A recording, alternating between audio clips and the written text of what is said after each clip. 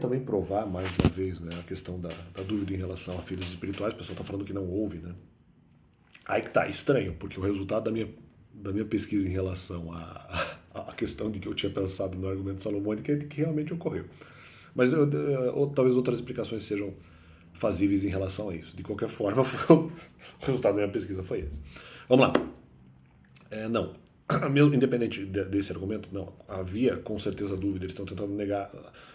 Como é que eles prevaleceram na questão da dúvida se o pessoal que está me atacando, vocês o pessoal que me ataca, se vocês estão dizendo em relação a um argumento que eu estava dizendo, que vamos supor que eu estivesse errado, e que eventualmente eu não pensei antes de qualquer repreensão, que eu tivesse recebido o argumento de que em Salomão se estaria sugerindo a ideia de que no Novo Testamento haveria 12 doutrinas, portanto isso seria de alguma forma morte espiritual ou colocaria as pessoas em conflito.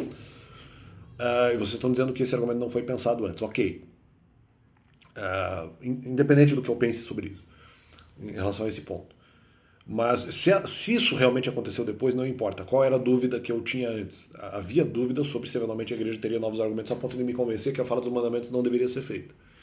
Aí eles dizem o seguinte: mas então você poderia ter pesquisado aí na igreja. Não, acontece que eu achava que na igreja era pecado.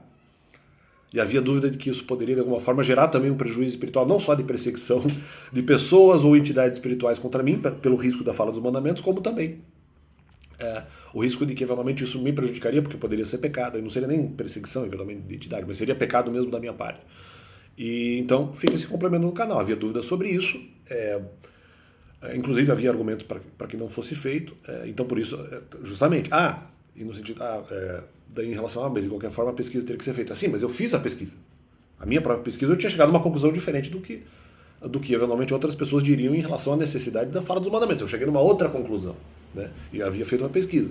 Não havia ido na igreja, porque havia possibilidade de que a ida na igreja fosse pecado.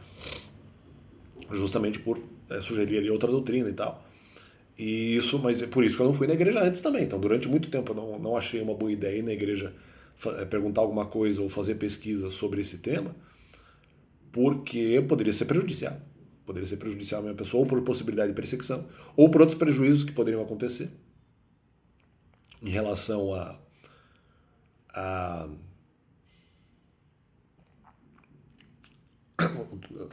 ao próprio fato de ir lá e eventualmente isso não gerar proteção. Justamente, né? Porque simplesmente o fato de ir à igreja poderia ser pecado. E haver, no caso, aí possibilidades de perseguição. E